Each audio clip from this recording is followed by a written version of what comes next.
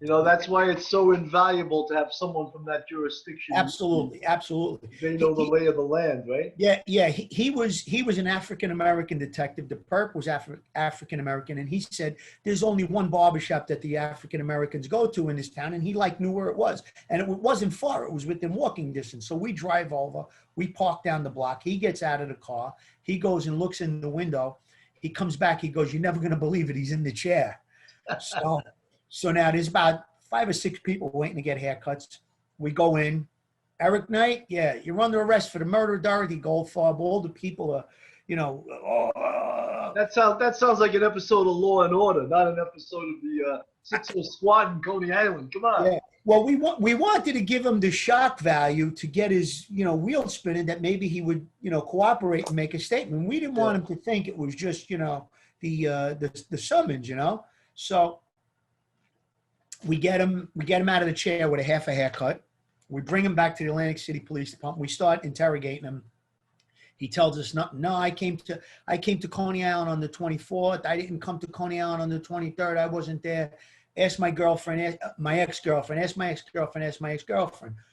So what we do is we hold him on the warrant, and we go get a arrest warrant from the Brooklyn DA's office. But in the meantime, we go back to re-interview the girlfriend because we never actually spoke to her. We only spoke to the mother.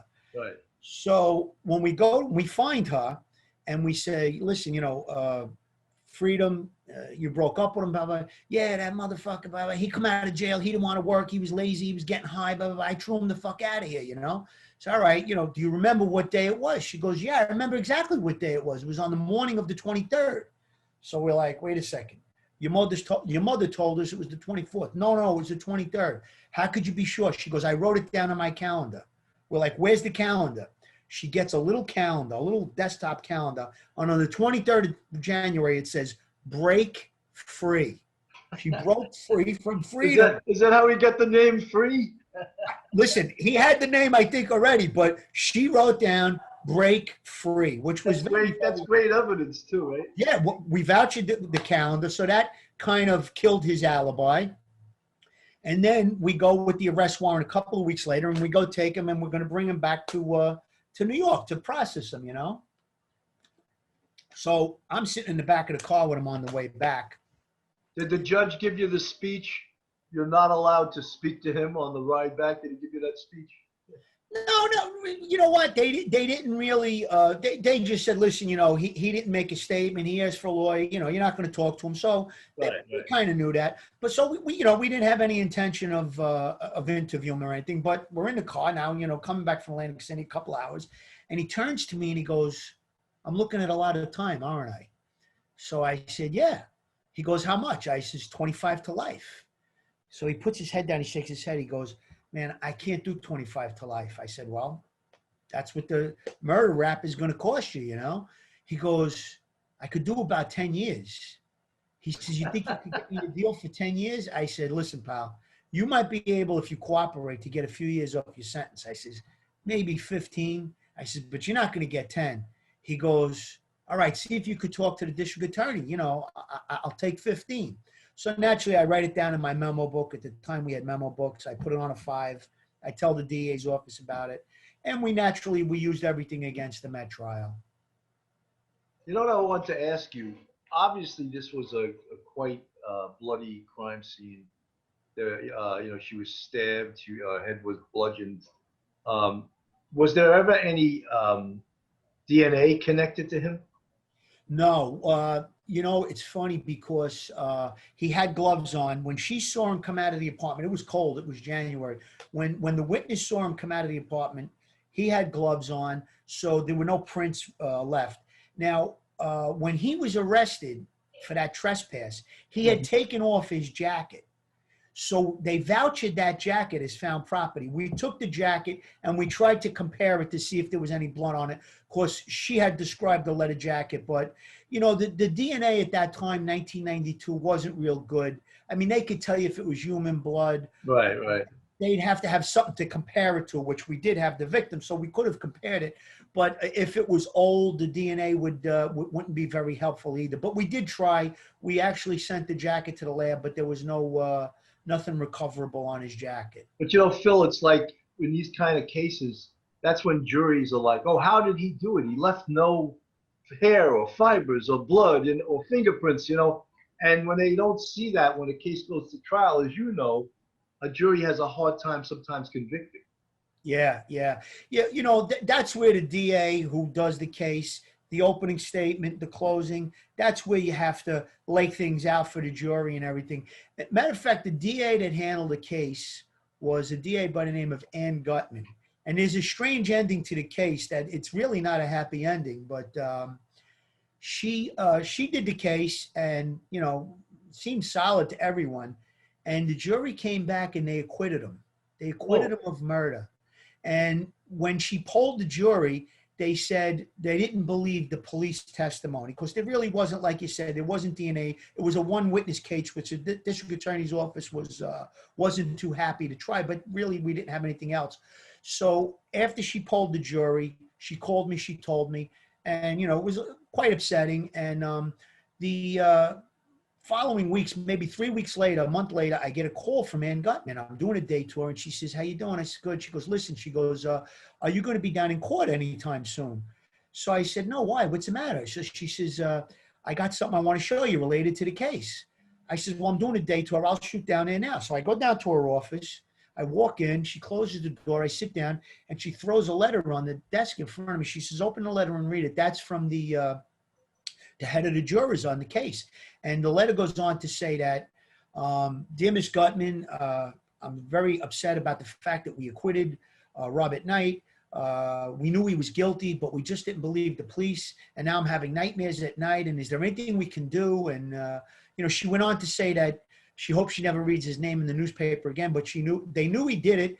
It was just a thing, for whatever reason, they had a problem with the police testimony. And, you know, there were several police officers, myself, housing, crime scene, a lot of first officer, a lot of police officers testified, and for whatever reason, they just didn't buy it and they let him go. And it was an unfortunate thing, you know. And going back to the DNA, there really wasn't a lot of blood, believe it or not, because the knife wound in the throat, she bled in, and it was like minimal, and the back of the head didn't bleed out. It caused subdural hematomas in the brain and stuff. So she like bled inside the head as well, you know. So it wasn't a real bloody crime scene. So if he was willing to plead and say take 15 to life, why didn't the DA go with that if she didn't think the case was that strong?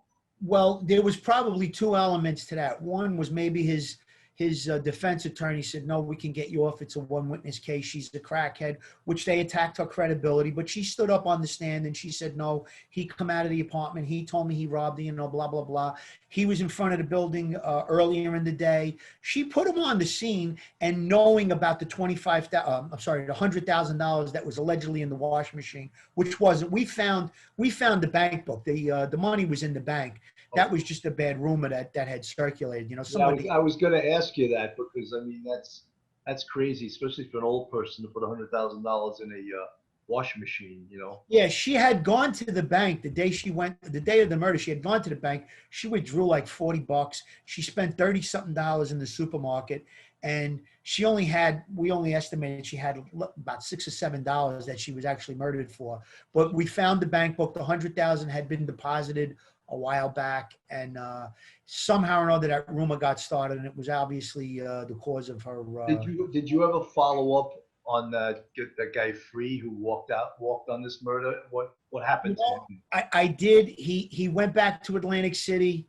Never hear from him again. And he actually came from an infamous family. His cousin was another guy by the name of Eric Knight. And Eric Knight was the guy who was arrested for lighting the wall bombs fire on Ocean Avenue in Brooklyn, where the 6 firemen died. He had been convicted of it. He was let out on a technicality after 10 years. And we had him on another homicide, and he had killed a homeless woman. Such a crazy case that was. That was a real off-the-wall case. So he came from a bad family, but I guess when he got off on the murder, he figured, let me stay out of Coney Island, bad luck over there. And he must have stood down in Jersey, and it was Jersey's problem, I guess. We never I heard. wanted to ask you what on every homicide, you always question yourself when it's over. Um, what did I do wrong? What could I have done better? You second guess yourself sometimes. You know, in this one, obviously you got the right guy, but it was sort of what they call jury nullification. Whatever reason, the jury didn't want to believe the police, and there's many factors to that. In fact, today it's probably even worse. You know, Absolutely. because it seems like no one likes the police anymore. But that's very frustrating because you got the right guy, and then the jury decided to not convict him. Yeah, you know, they always say Brooklyn juries are a little funky. They could go one way or the other. You know, the jury pool is the jury pool. The system we have is you're judged by a jury of your peers. And it was obvious, based on the letter that Ann Gutman got, that the lead juror felt that, you know, that it was the wrong verdict, and she had nightmares about it. And, you know, it was obviously too late, though. Once they ruled, you know. And Right. What was the vote? Do you know what the vote was? well, the vote, obviously it was unanimous for acquittal, but I don't know how it went down in the beginning. I think they had deliberated for I know about a day and a half, I believe. It's a long time ago. I'm not 100% sure about that, but they deliberated for a little while, and they just you know, sometimes juries have crazy ideas in their head, or who's got a party to go to, or it's the weekend, and, you know, they want to get it over with, and the simplest way out of it sometimes is you know, an acquittal. Well, I always know that when there's a crime scene, they expect, especially today, they have the thing called the CSI effect, where because everyone from the jury pool is watching these TV shows, you know, Forensic Files now. I mean, maybe not in '92, but where everyone is a police expert, you know, Yes. and they're taught, oh, if there's no physical evidence, then the guy didn't do it. Like juries think in absolutes. There's no fibers. There's no fingerprints. There's no DNA. There's no bloody footprints. Then he must not have done it, you know, Yeah. instead of thinking that there's possibly a way that, like you said, he wore gloves. Yeah, you know, there's television makes a lot of CSI Miami experts Yeah. in the jury pool too, I'm sure. But you know, really, I've been involved in quite a few trials and stuff. And recently, I was involved in a trial as a civilian, and so I got to see, you know, as a detective, you only get to be in the courtroom for your testimony, and that's it. So I saw a trial from beginning to end, and when I saw how the DA did such a powerful open, going through all the evidence, and they utilized a what they call a compilation video. Because of all the video cameras today, this particular murder, numerous acts of the murder and numerous parts of the murder were caught on video, and they put it together and they highlighted different things. So between the open and the summation, she put it together where there wasn't a gun recovered, there wasn't any physical evidence recovered, DNA, fingerprints, anything like that. But with the video and different areas of investigation from detectives, FBI, and the testimony, she put it together in a beautiful package. They convicted the guy in hours as opposed to days, you know. So I think that's really a good part of it. Now, I'm not trying to knock the DA on this case back in '92. She did a terrific job. It was there. It was a one witness case, which is obviously difficult, as you know, Bill. The Brooklyn DA's office a lot of times would tell you, go find another witness. We're not going to write it up for a one witness case. Right. So, but it Well, was. Phil, you think also from 1992 till now, how homicide investigation has changed, and some of the biggest changes are like, in almost every homicide case, a cell phone comes into play somewhere as part of the evidence. Video cameras come into play somewhere. You know, there's cameras everywhere. You know, so they can almost connect the dots from point A to point Z through video, you know? Yeah, absolutely. And a few years back, I mean, there was a couple of high profile, there was a cop murder or shooting, and it was like every time something like that happened, they'd have video of it, you know? So now, like you said, there's cameras everywhere. Recently, when there was there was a terrorist attack in Midtown Manhattan where the guy drove on the sidewalk and ran over a bunch of people. They had cameras on him, the traffic cameras. Right. And they had them coming from the Bronx up in Manhattan, driving. They had his whole location. They knew the route he took based on all of these surveillance cameras. Well, they have that thing called the Remington plate reader. I was just going to say that. Yeah, and it takes pictures of cars coming in.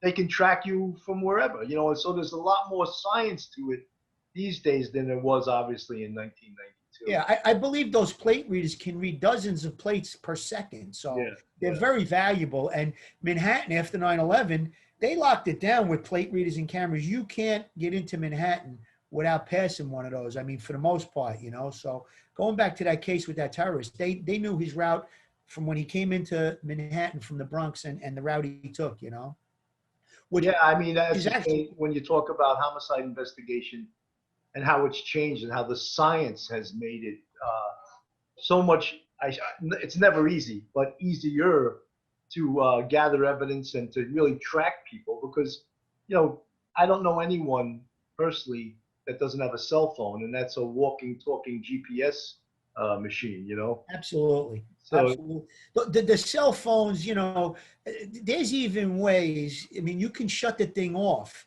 and it still has capability. Certain phones that it could still ping in different locations and stuff like that. But it's funny you're talking about homicide investigation and how it morphed into what it is today and how it got better.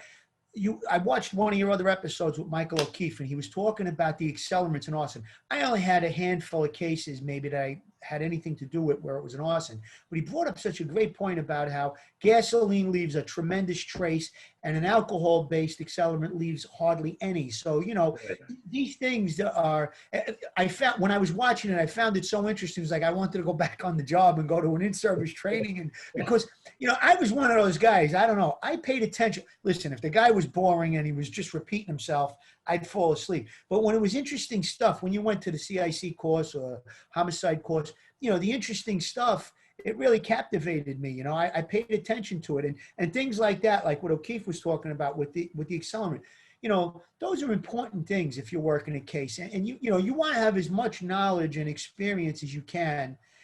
Listen, my area of expertise that I thought over time, I didn't go on the job with it, but as time went on, I was a pretty good interviewer. I would get a feel for people, and when I talked to them, not right away, obviously, but as time went on, I could tell when a guy was lying between body language, the way they reacted to questions that were thrown at them that you knew the answer to, and then when they would lie.